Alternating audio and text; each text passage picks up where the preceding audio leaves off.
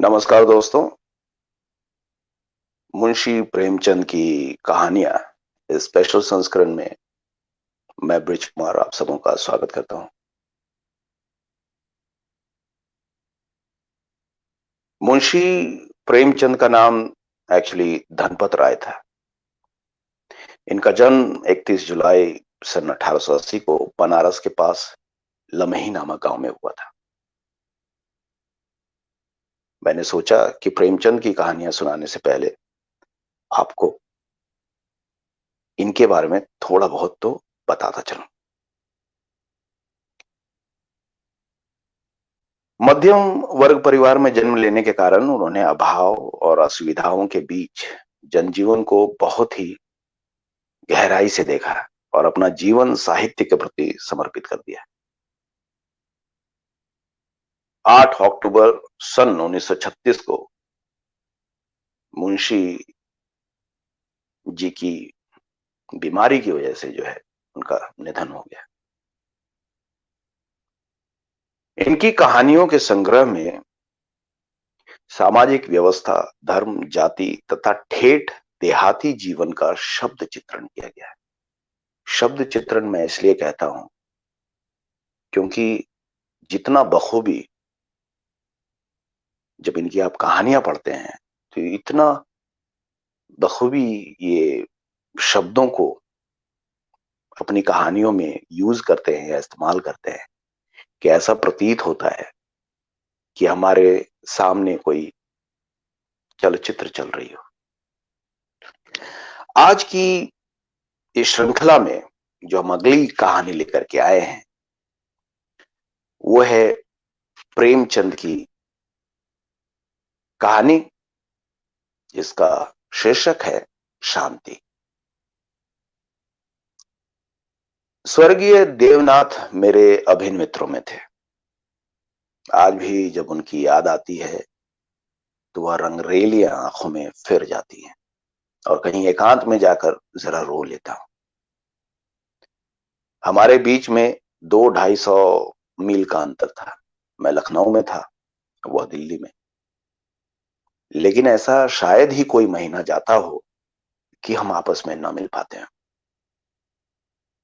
वह स्वच्छंद प्रकृति के विनोद प्रिय, सहृदय, उदार और मित्रों पर प्राण देने वाले आदमी थे जिन्होंने अपने और पराये में कभी भेद नहीं किया। संसार क्या है और यहाँ लौकिक व्यवहार का कैसा निर्वाह होता है यह उस व्यक्ति ने कभी न जानने की चेष्टा की, कोई प्रयास नहीं किया। उनके जीवन में ऐसे कई अवसर आए जब उन्हें आगे के लिए होशियार हो जाना चाहिए था, पर वो नहीं हुए। मित्रों ने उनकी निष्पटता से अनुचित लाभ उठाया और कई बार उन्हें लज्जित भी होना पड़ा। लेकिन उस भले आदमी ने जीवन से कोई सबक लेने की, जो कहते हैं ना, वो कसम खा रखी थी। उनके व्यवहार ज्यों के त्यों रहे। जैसे भोलेनाथ जिए वैसे ही भोलेनाथ मरे। जिस दुनिया में वह रहते थे वह निराली दुनिया थी जिसमें संदेह, चालाकी और कपट के लिए स्थान न था। सब अपने थे, कोई गैर न था। मैंने बार बार उन्हें सचेत करना चाहा, पर इसका परिणाम आशा के विरुद्ध हुआ। मुझे कभी कभी चिंता होती थी कि उन्होंने इसे बंद न किया तो नतीजा क्या होगा। लेकिन विडंबना यह थी कि उनकी स्त्री गोपा भी कुछ इसी सांचे में ढली हुई थी। हमारी देवियों में जो एक चातुरी होती है, जो सदैव ऐसे उड़ाऊ पुरुषों की असावधानियों पर ब्रेक का काम लगाती हैं, उससे वह वंचित थी। यहां तक कि वस्त्राभूषण में भी उसे विशेष रुचि न थी। अतएव जब मुझे देवनाथ के स्वर्गारोहण का समाचार मिला और मैं भागा हुआ दिल्ली गया तो घर में बर्तन, भांडे और मकान के सिवा और कोई संपत्ति न थी। और अभी उनकी उम्र ही क्या थी जो संचय की चिंता करते। 40 भी तो पूरे न हुए थे। यूं तो लड़कपन उनके स्वभाव में था, लेकिन इस उम्र में प्रायः सभी लोग कुछ बेफिक्र रहते हैं। पहले एक लड़की हुई थी, इसके बाद दो लड़के हुए। दोनों लड़के तो बचपन में ही दगा दे गए थे। लड़की बच रही थी। और यही इस नाटक का सबसे करुण दृश्य था। जिस तरह का इनका जीवन था, उसको देखते इस छोटे से परिवार के लिए 200 रुपये महीने की जरूरत थी। 2-3 साल में लड़की का विवाह भी करना होगा। कैसे क्या होगा, मेरी बुद्धि कुछ काम न करती थी। इस अवसर पर मुझे यह बहुमूल्य अनुभव हुआ कि जो लोग सेवा भाव रखते हैं और जो स्वार्थ सिद्धि को जीवन का लक्ष्य नहीं बनाते, उनके परिवार को आड़ देने वालों की कमी नहीं रहती। यह कोई नियम नहीं है, क्योंकि मैंने ऐसे लोगों को भी देखा है जिन्होंने जीवन में बहुतों के साथ अच्छे सलूक किए, पर उनके पीछे उनके बाल बच्चे को किसी ने बात तक न पूछी। लेकिन चाहे कुछ हो, देवनाथ के मित्रों ने प्रशंसनीय औदार्य से काम लिया और गोपा के निर्वाह के लिए स्थायी धन जमा करने का प्रस्ताव किया। दो एक सज्जन जो रंडुए थे, उससे विवाह तक करने को तैयार थे, किंतु गोपा ने भी उसी स्वाभिमान का परिचय दिया जो हमारी देवियों का जौहर है, और इस प्रस्ताव को अस्वीकार कर दिया। मकान बहुत बड़ा था, उसका एक भाग किराए पर उठा दिया। इस तरह उसको 50 रुपये माहवार मिलने लगे। वह इतने में ही अपना निर्वाह कर लेगी। जो कुछ खर्च था वह सुन्नी की जात से था। गोपा के लिए तो जीवन में अब कोई अनुराग ही न था। इसके 1 महीने बाद मुझे कारोबार के सिलसिले में विदेश जाना पड़ा, और वहां मेरे अनुमान से कहीं अधिक 2 साल लग गए। गोपा के पत्र बराबर जाते रहते थे, जिससे मालूम होता था वे आराम से हैं, कोई चिंता की बात नहीं है। मुझे पीछे ज्ञात हुआ कि गोपा ने मुझे भी गैर समझा और वास्तविक स्थिति छिपाती रही। विदेश से लौटकर मैं सीधा दिल्ली पहुंचा। द्वार पर पहुंचते ही मुझे भी रोना आ गया। मृत्यु की प्रतिध्वनि सी छाई हुई थी। जिस कमरे में मित्रों के जमघट रहते थे, उनके द्वार बंद थे। मकड़ियों ने चारों ओर जाले तान रखे थे। देवनाथ के साथ वह श्री लुप्त हो गई थी। पहली नजर में मुझे तो ऐसा भ्रम हुआ कि देवनाथ द्वार पर खड़े मेरी ओर देखकर मुस्कुरा रहे हैं। मैं मिथ्यावादी नहीं, और आत्मा की दैहिकता में मुझे संदेह है, लेकिन उस वक्त एक बार मैं चौंक जरूर पड़ा। हृदय में एक कंपन सा उठा। लेकिन दूसरी जो नजर में प्रतिमा थी, वो मिट चुकी थी। द्वार खुला। गोपा के सिवा खोलने वाला ही कौन था। मैंने उसे देखकर दिल थाम लिया। उसे मेरे आने की सूचना थी, और मेरे स्वागत की प्रतीक्षा में उसने नई साड़ी पहन ली थी और शायद बाल भी गुंथा लिए थे। पर इन 2 वर्षों के समय ने उस पर जो आघात किए थे, उनका क्या करती। नारियों के जीवन में यह वह अवस्था है जब रूप लावण्य अपने पूरे विकास पर होता है, जब उसमें अल्हड़पन, चंचलता, अभिमान की जगह आकर्षण, माधुर्य और रसिकता आ जाती है। लेकिन गोपा का यौवन बीत चुका था। उसके मुख पर झुर्रियां और विषाद की रेखाएं अंकित थे, जिन्हें उसकी प्रयत्नशीलता, प्रसन्नता भी न मिटा सकती थी। केशों पर सफेदी दौड़ चली थी, और एक एक अंग बूढ़ा हो रहा था। मैंने करुण स्वर में पूछा, क्या तुम बीमार थी गोपा? गोपा ने आंसू पीकर कहा, नहीं तो मुझे कभी सर दर्द भी नहीं हुआ। तो तुम्हारी यह क्या दशा है? बिल्कुल बूढ़ी हो गई हो। तो जवानी लेकर करना ही क्या है? मेरी उम्र तो 35 के ऊपर हो गई। 35 की उम्र तो बहुत नहीं होती। हाँ, उनके लिए जो बहुत दिन जीना चाहते हैं। मैं तो चाहती हूँ जितना जल्द हो सके जीवन का अंत हो जाए। बस सुन के ब्याह की चिंता है, उससे छुट्टी पाऊं, मुझे जिंदगी की परवाह न रही। अब मालूम हुआ कि जो सज्जन इस मकान में किराएदार हुए थे, वह थोड़े दिनों के बाद तब्दील होकर चले गए और तब से कोई दूसरा किराएदार ना आया। मेरे हृदय में बर्छी सी चुभ गई। इतने दिनों इन बेचारों का निर्वाह कैसे हुआ, यह कल्पना ही दुखद थी। मैंने विरक्त मन से कहा, लेकिन तुमने मुझे सूचना क्यों नहीं दी? क्या मैं बिल्कुल गैर हूं? गोपा ने लज्जित होकर कहा, नहीं नहीं, यह बात नहीं है। तुम्हें गैर समझूंगी तो अपना किसे समझूंगी? मैंने समझा परदेश में तुम खुद अपने झमेले में पड़े होगे, तुम्हें क्यों सताऊं? किसी न किसी तरह दिन कट ही गए। घर में कुछ कुछ भी ना था तो थोड़े से गहने तो थे ही। अब सुनीता के विवाह की चिंता है। पहले मैंने सोचा था इस मकान को निकाल दूंगी, 20-22 हजार मिल जाएंगे, विवाह भी हो जाएगा और कुछ मेरे लिए बचा भी रहेगा। लेकिन बाद को मालूम हुआ कि मकान पहले ही रेहन हो चुका है और सूद मिलाकर उस पर 20 हजार हो गए। महाजन ने इतनी ही दया क्या कम की कि मुझे घर से निकाल न दिया।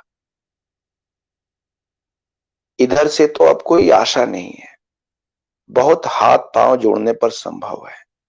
महाजन से 2-2.5 हजार मिल जाए, पर इतने में क्या होगा, इसी फिक्र में घुली जा रहे हैं। लेकिन मैं भी इतनी मतलबी हूं कि तुम्हें हाथ मुंह धोने को पानी दिया, न कुछ जलपान लाई और अपना दुखड़ा लेकर बैठ गई। अब आप अपने कपड़े उतार के रख दो और आराम से बैठ जाओ, कुछ खाने को लाती हूँ, खा लो, फिर बातें करते हैं। घर पर तो सब कुशल है ना? मैंने कहा, मैं तो सीधे बंबई से यहां आ रहा हूं, घर कहां गया? गोपा ने मुझे तिरस्कार भरी आंखों से देखा, पर उस तिरस्कार की आड़ में घनिष्ठ आत्मीयता बैठी झांक रही। मुझे ऐसा जान पड़ा, उसके मुख की झुर्रियां मिट गई, पीछे मुख पर हल्की सी लाली दौड़ गई। उसने कहा, इसका फल यह होगा कि तुम्हारी देवी जी तुम्हें कभी यहां ना आने देंगी। मैं किसी का गुलाम नहीं हूं। किसी को अपना गुलाम बनाने के लिए पहले खुद भी उसका गुलाम बनना पड़ता है।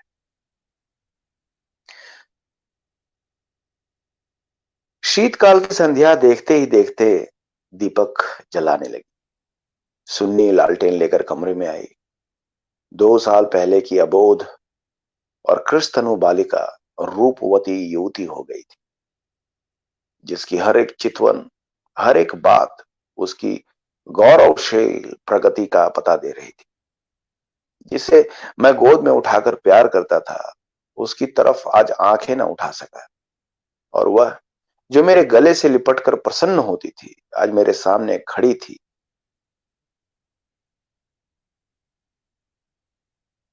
जैसे मुझसे वस्तु छिपाना चाहती है और जैसे मैं उस वस्तु को छिपाने का अवसर दे रहा हूं, वैसे खड़ी थी। मैंने पूछा, अब तुम किस दर्जे में पहुंची सुन्नी? उसने सिर झुकाए हुए जवाब दिया, 10वें में हूं। घर का भी कुछ काम काज करती हो? अम्मा जब करने भी दें, पर वो करने ही नहीं देती। मैं नहीं करने देती या खुद किसी काम के नजदीक नहीं आती? सुन्नी मुंह फेर कर हंसती हुई चली गई। मां की दुलारी लड़की थी। जिस दिन वह गृहस्थी का काम करती, उस दिन शायद गोपा रो रो कर आंखें फोड़ लेती। वह खुद लड़की को कोई काम न करने देती थी, मगर सबसे शिकायत करती थी कि वह कोई काम नहीं करती। वह शिकायत भी उसके प्यार का एक करिश्मा था। हमारी मर्यादा हमारे बाद भी जीवित रहती है। मैं तो भोजन करके लेटा तो गोपा ने फिर सुन्नी के विवाह की तैयारियों की चर्चा छेड़ी। इसके सिवा उसके पास और बात ही क्या थी। लड़के तो बहुत मिलते हैं, लेकिन कुछ हैसियत भी हो। लड़कों को यह सोचने का अवसर क्यों मिले कि दादा होते हुए तो शायद मेरे लिए इससे अच्छा घर और वर ढूंढते। देखो, मैं हूं तो क्या मैं अपनी लड़की के लिए अच्छा वर नहीं ढूंढ सकती? फिर गोपा ने डरते डरते लाला मदिरा लाल के लड़के का जिक्र किया। मैंने चकित होकर उसकी तरफ देखा। मदिरा लाल पहले इंजीनियर थे, अब पेंशन पाते थे। लाखों रुपया जमा कर लिए थे, पर अब तक उनके लोभ की भूख बुझी न थी। गोपा ने घर भी वह छांटा जहां उसका रहना कठिन था। मैंने आपत्ति की। मदिरा लाल तो बड़ा दुर्जन मनुष्य है। गोपा ने दांतों तले जीभ दबाकर कहा, अरे नहीं भैया, तुमने उन्हें पहचाना ना होगा। मेरे ऊपर बड़े दयालु हैं। कभी कभी आकर कुशल समाचार पूछ जाते हैं। लड़का ऐसा होनहार है कि मैं तुमसे क्या कहूं। फिर उनके यहाँ कमी किस बात की है? यह ठीक है कि पहले वह खूब रिश्वत लेते थे, लेकिन यह धर्मात्मा कौन है? कौन अवसर पाकर छोड़ देता है? मदिरालाल तो यहां तक कह दिया उसने कि मुझसे दहेज नहीं चाहते, केवल कन्या चाहते हैं। सुन्नी उनके मन में बैठ गई है भैया। मुझे गोपा की सरलता पर दया आई, लेकिन मैंने सोचा क्यों इसके मन में किसी के प्रति अविश्वास उत्पन्न करूं। संभव है मदारी लाल वह न रहे। चित्त की भावनाएं बदलती भी रहती। मैंने अर्ध सहमत होकर कहा, मगर यह तो सोचो, उनमें और तुम में कितना अंतर है। शायद अपना सर्वस्व अर्पण करके भी उनका मुंह नीचा न कर सको। लेकिन गोपा के मन में बात जम गई थी। सुन्नी को वह ऐसे घर में चाहती थी जहां वह रानी बनकर रहे। दूसरे दिन प्रातःकाल मैं मदारी लाल के पास गया और उनसे मेरी जो बातचीत हुई उसने मुझे मुक्त कर दिया। किसी समय वह लोभी रहे होंगे। इस समय तो मैंने उनके बहुत ही सहृदय, उदार और विनयशील मन को पाया। वो बोले, भाई साहब, मैं देवनाथ जी से परिचित हूं। आदमियों में रतन थे। उनकी लड़की मेरे घर आए यह मेरा सौभाग्य है। आप उनकी मां से कह दें, मदारी लाल उनसे किसी चीज की इच्छा नहीं रखता। ईश्वर का दिया हुआ मेरे घर में सब कुछ है। मैं उन्हें जेर बार नहीं करना चाहता। ये 4 महीने गोपा ने विवाह की तैयारियों में काटे। मैं महीने में एक बार अवश्य उनसे मिल आता था, पर हर बार खिन्न होकर लौटता। गोपा ने अपने कुल मर्यादा का न जाने कितना महान आदर्श अपने सामने रख लिया था। पगली इस भ्रम में पड़ी हुई थी कि उसका उत्साह नगर में अपनी यादगार छोड़ता जाएगा। यह न जानती थी कि यहाँ ऐसे तमाशे रोज होते हैं और आए दिन भुला दिए जाते हैं। शायद वह संसार से यह श्रेय लेना चाहती थी कि इस गई बीती दशा में भी लूटा हुआ हाथी 9 लाख का है। पग पग पर उसे देवनाथ की याद आती। वह होते तो यह काम यूं ना होता, यूं होता और तब रोती। मदारी लाल सज्जन है, यह सत्य है, लेकिन गोपा का अपनी कन्या के प्रति भी कुछ धर्म है। कौन उसके 10 5 लड़कियां बैठी हुई हैं, वह तो दिल खोल कर अरमान निकालेगी। सुन्नी के लिए उसने जितने गहने और जोड़े बनवाए थे, उन्हें देखकर मुझे आश्चर्य होता था। जब देखो कुछ ना कुछ सी रही है। कभी सुनारों की दुकान पर बैठी हुई, कभी मेहमानों के आदर सत्कार का आयोजन कर रही। मोहल्ले में ऐसा बिरला ही कोई संपन्न मनुष्य होगा जिससे उसने कर्ज न लिया हो। वह इसे कर्ज समझती थी, पर देने वाले दान समझ कर देते थे। सारा मोहल्ला उसका सहायक था। सुन्नी अब मोहल्ले की लड़की थी।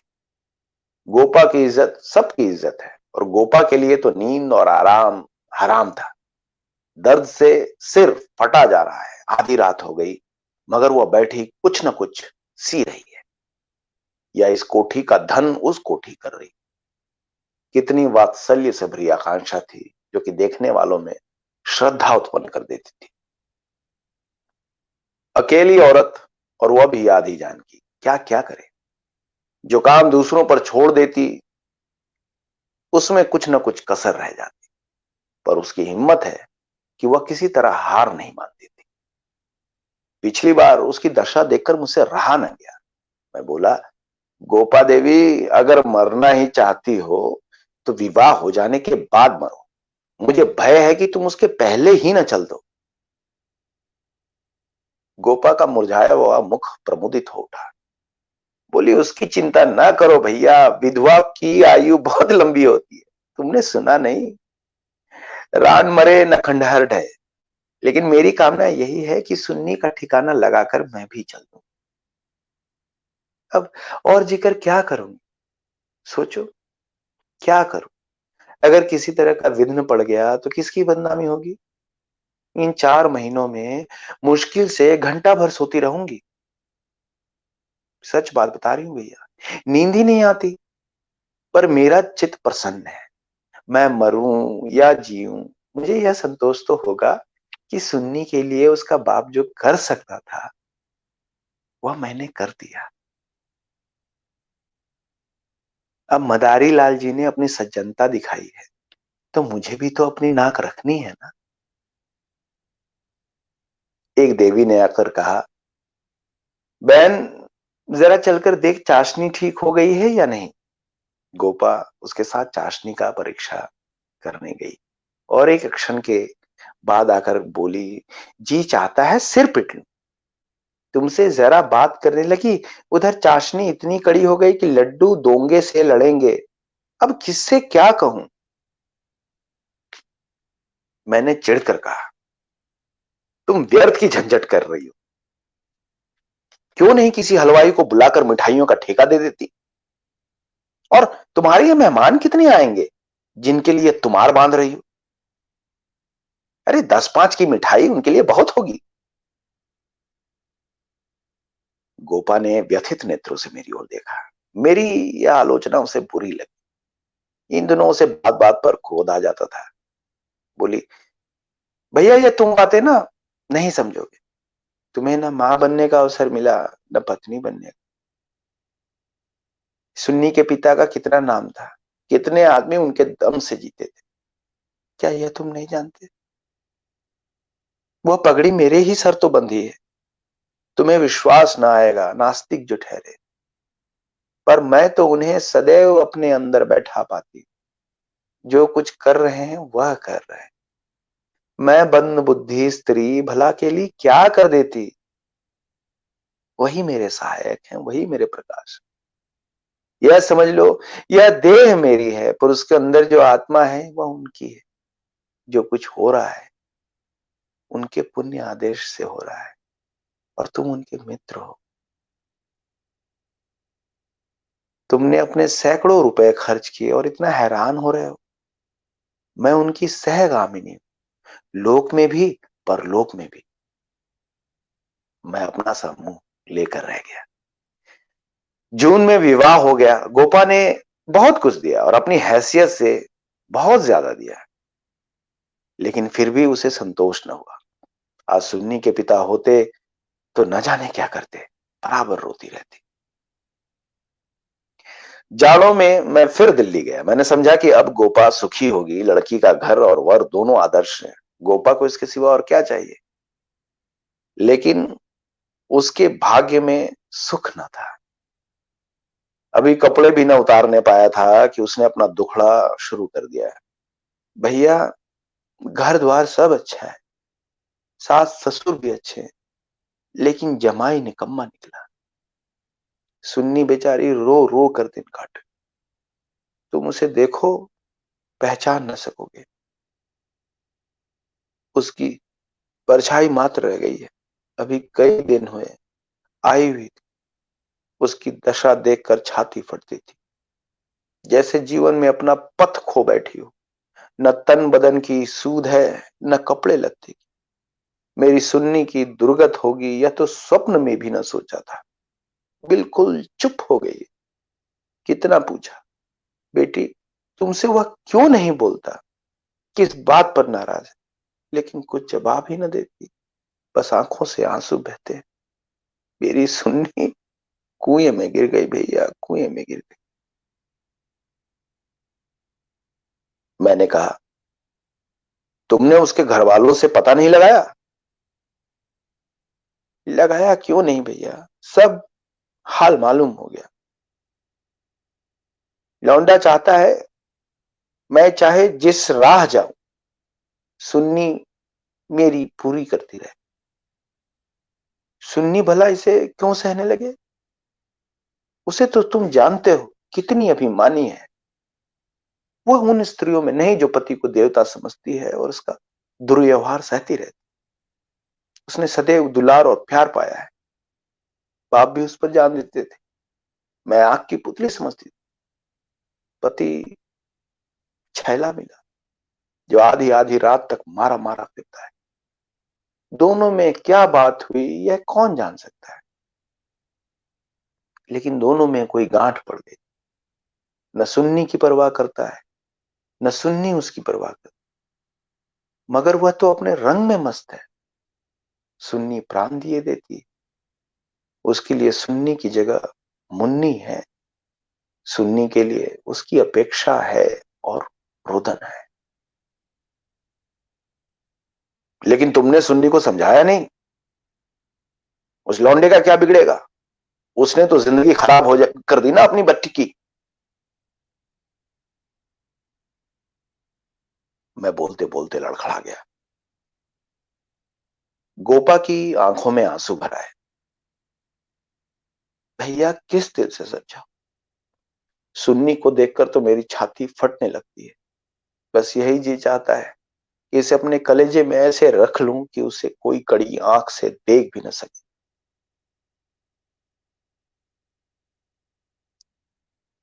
सुन्नी फूहड़ होती, कटुभाषणी होती, आराम तलब होती तो समझाती भी।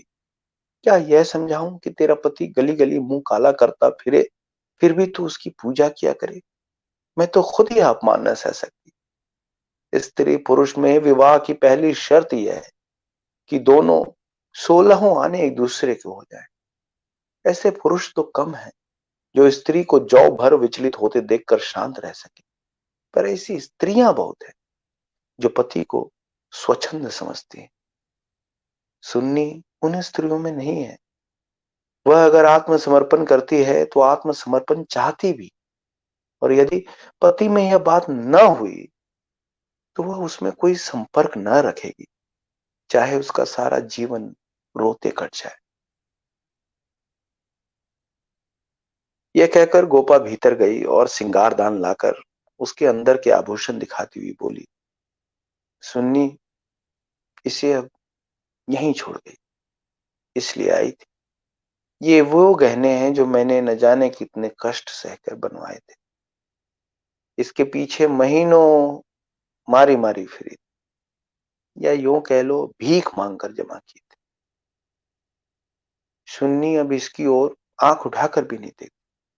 पहने तो किसके लिए, श्रृंगार करे तो किस पर? 5 संदूक कपड़ों के दिए थे। कपड़े सीते सीते मेरी आंखें फूट गईं। यह सब कपड़े उठा के लाई। इन चीजों से उसे घृणा हो गई। बस कलाई में 2 चूड़ियां और एक उजली साड़ी, यही उसका श्रृंगार है। मैंने गोपा को सांत्वना दी। मैं जाकर केदारनाथ से मिलूंगा, देखूं तो वह किस रंग ढंग का आदमी है। गोपा ने हाथ जोड़कर कहा, नहीं भैया, भूलकर भी न जाना। सुन्नी सुनेगी तो प्राण ही दे देगी। अभिमान की पुतली ही समझो उसे, रस्सी समझ लो जिसके जल जाने पर भी बल नहीं जाते। जिन पैरों से उसे ठुकरा दिया है उन्हें वह कभी न सहलाए। उसे अपना बनाकर कोई चाहे तो लौंडी बना ले, लेकिन शासन तो उसने मेरा ना सहा, दूसरों का क्या सहेगी भैया। मैंने गोपा से उस वक्त कुछ न कहा, लेकिन अवसर पाते ही लाला मदारी लाल से मिला। मैं रहस्य का पता लगाना चाहता था। संयोग से पिता और पुत्र दोनों ही एक जगह पर मिल गए। मुझे देखते ही केदार ने इस तरह झुककर मेरे चरण छुए कि मैं उसकी शालीनता पर मुग्ध हो गया। तुरंत भीतर गया और चाय, मुरब्बा और मिठाइयां लाया। इतना सौम्य, इतना सुशील, इतना विनम्र युवक मैंने न देखा था। यह भावना ही न हो सकती थी कि इसके भीतर और बाहर में कोई अंतर हो सकता है। जब तक रहा सिर झुकाए बैठा रहा। उच्छृंखलता तो उसे छू भी नहीं गई थी। जब केदार टेनिस खेलने के लिए गया तो मैंने मदारी लाल से कहा, केदार बाबू तो बहुत सच्चरित्र जान पड़ते हैं, फिर स्त्री पुरुष में इतना मनोमालिन्य क्यों हो गया है। मदारी लाल ने एक क्षण विचार करके कहा, इसका कारण इसके सिवा और क्या बताऊं कि दोनों अपने माँ बाप के लाड़ले हैं, और प्यार लड़कों को अपने मन का बना देता है। मेरा सारा जीवन संघर्ष में कटा, अब जाकर जरा शांति मिली है। भोग विलास का कभी अवसर ही नहीं मिला। दिन भर परिश्रम करता था, संध्या को सो जाता था, स्वास्थ्य भी अच्छा न था। इसलिए बार बार यह चिंता सवार रहती थी कि संचय कर लूं, ऐसा ना हो कि मेरे पीछे बाल बच्चे भीख मांगते रहे। नतीजा यह हुआ कि इन महाशय को मुफ्त का धन मिला, सनक सवार हो गई, शराब उड़ने लगी, फिर ड्रामा खेलने का शौक हुआ। धन की कमी थी ही नहीं, उस पर माँ बाप के अकेले बेटे, उनकी प्रसन्नता ही हमारे जीवन का स्वर्ग थी। पढ़ना लिखना तो दूर रहा, विलास की इच्छा बढ़ती गई, रंग और गहरा हुआ, अपने जीवन का ड्रामा खेलने लगे। मैंने यह रंग देखा तो मुझे चिंता हुई, सोचा ब्याह कर दूं, ठीक हो जाएगा। गोपा देवी का पैगाम आया तो मैंने तुरंत स्वीकार कर लिया। मैं सुन्नी को देख चुका था, सोचा ऐसी रूपवती पत्नी पाकर इसका मन स्थिर हो जाएगा।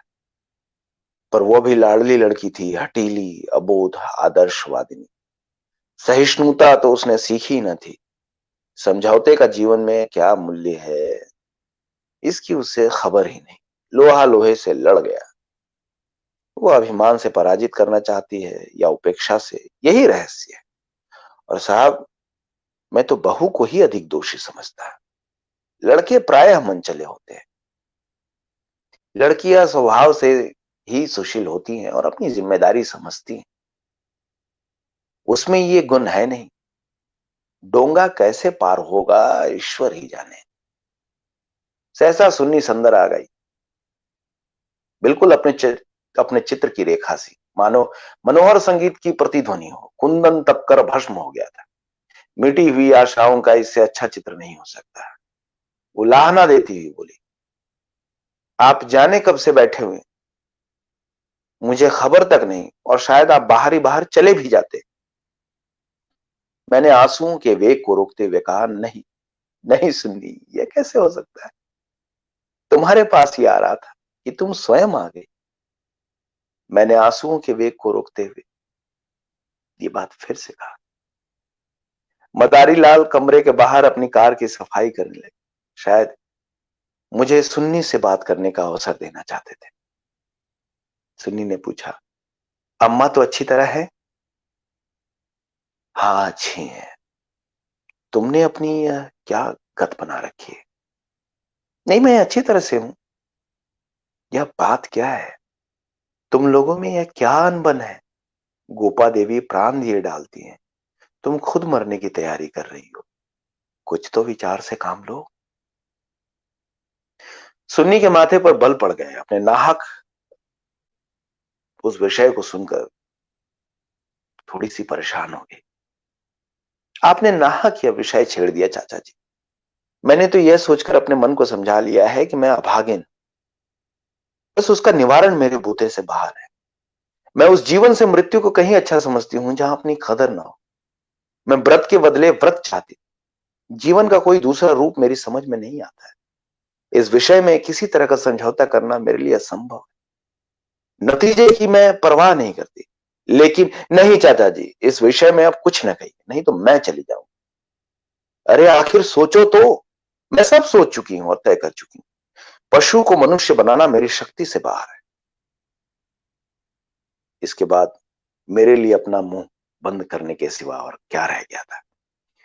मई का महीना था। मैं मैसूर गया हुआ था कि गोपा का तार पहुंचा। तुरंत आओ, जरूरी काम है। मैं घबरा तो गया, लेकिन इतना निश्चित था कि कोई दुर्घटना नहीं हुई। दूसरे दिन दिल्ली जा पहुंचा। गोपा मेरे सामने आकर खड़ी हो गई, निष्पंद मुख, निष्प्राण, जैसे तपेदिक की रोगी हो। कुशल तो हो? मैं तो घबरा ही उठा। उसने बुझी हुई आंखों से देखा और बोल पड़ी, सच? अरे सुन्नी तो कुशल से है ना? हाँ, अच्छी तरह से। और केदारनाथ? वह भी अच्छी तरह है। तो फिर माजरा क्या है? कुछ तो नहीं, कुछ भी नहीं। तुमने तार दिया और कहती हो कुछ तो नहीं।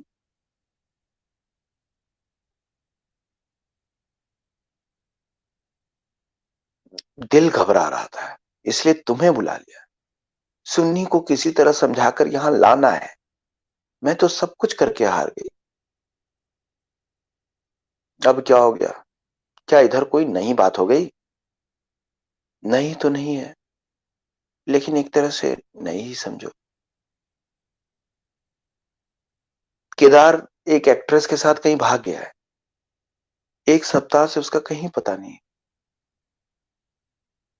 सुन्नी से कह गया है जब तक तुम रहोगी घर नहीं आऊंगा। सारा घर सुन्नी का शत्रु हो रहा है, लेकिन वह वहां से टलने का नाम नहीं लेती। सुना है केदार अपने बाप के दस्तखत बनाकर कई हजार रुपए बैंक से भी निकाल गया है। तुम सुन्नी से मिली थी? हाँ, 3 दिन से बराबर जारी। वह नहीं आना चाहती। अरे वह नहीं आना चाहती तो रहने क्यों नहीं देती? वह घुट घुट कर मर जाएगी।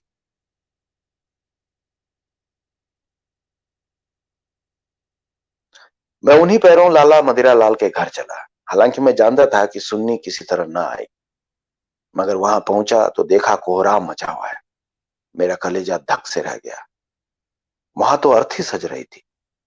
मोहल्ले के सैकड़ों आदमी जमा थे। घर में से हाय हाय की क्रंदन ध्वनि आ रही थी। यह सुन्नी का शव था। मदारी लाल मुझे देखते ही देखते उन्मत्त की भांति लिपट गए और बोले, भाई साहब मैं तो लुट गया। लड़का भी गई, बहू भी गई, जिंदगी ही कारत हो गई।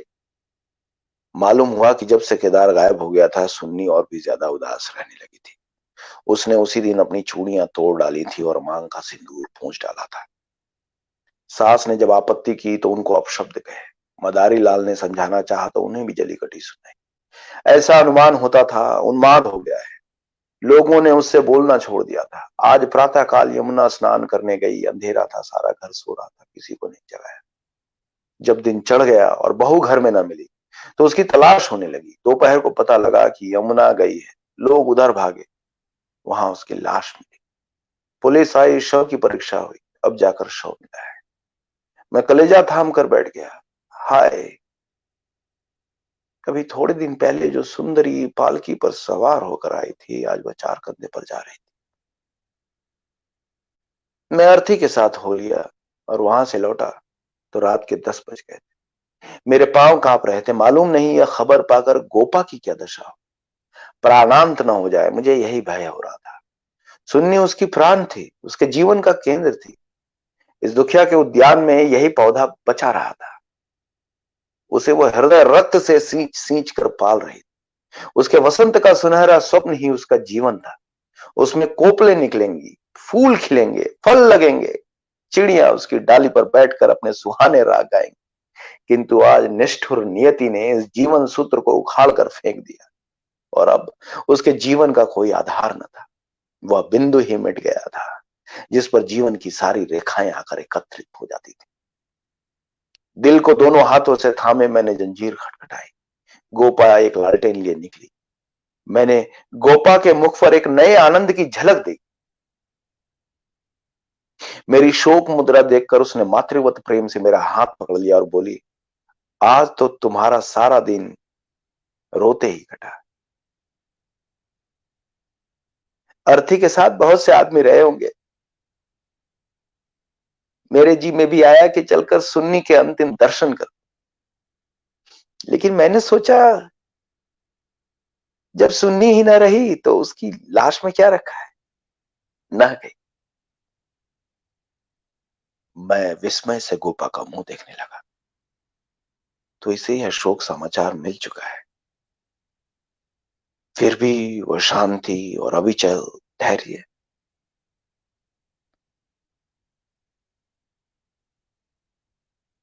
मैं बोला, अच्छा किया ना गई, रोना ही तो था। हाँ, और क्या, रोई यहां भी, लेकिन तुमसे सच कहती, दिल से नहीं रोई। न जाने कैसे आंसू निकल आए। मुझे तो सुन्नी की मौत से प्रसन्नता हुई।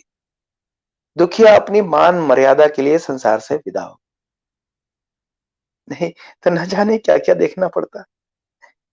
इसलिए और भी प्रसन्न। उसने अपनी आन निभा दी। स्त्री के जीवन में प्यार न मिले तो उसका अंत हो जाना ही अच्छा है। तुमने सुन्नी की मुद्रा देखी थी? लोग कहते थे, ऐसा जान पड़ता था मुस्कुरा रही है। मेरी सुन्नी सचमुच देवी थी। भैया, आदमी इसलिए थोड़े ही जीना चाहता है कि रोता रहे। जब मालूम हो गया कि जीवन में दुख के सिवा कुछ नहीं है, तो आदमी जीकर क्या करे, किस लिए जिए? खाने और सोने और मर जाने के लिए? यह मैं नहीं चाहती कि मुझे सुन्नी की याद ना आएगी, और मैं उसे याद करके रोऊंगी नहीं, लेकिन वह शोक के आंसू ना होंगे। बहादुर बेटे की मां उसकी वीर गति पर प्रसन्न होती है। सुन्नी की मौत में क्या कुछ कम गौरव है? मैं आंसू बहाकर उस गौरव का अनादर कैसे करूं? वह जानती है, और चाहे सारा संसार उसकी निंदा करे, उसकी माता सराहना ही करेगी। उसकी आत्मा से यह आनंद भी छीन लूं?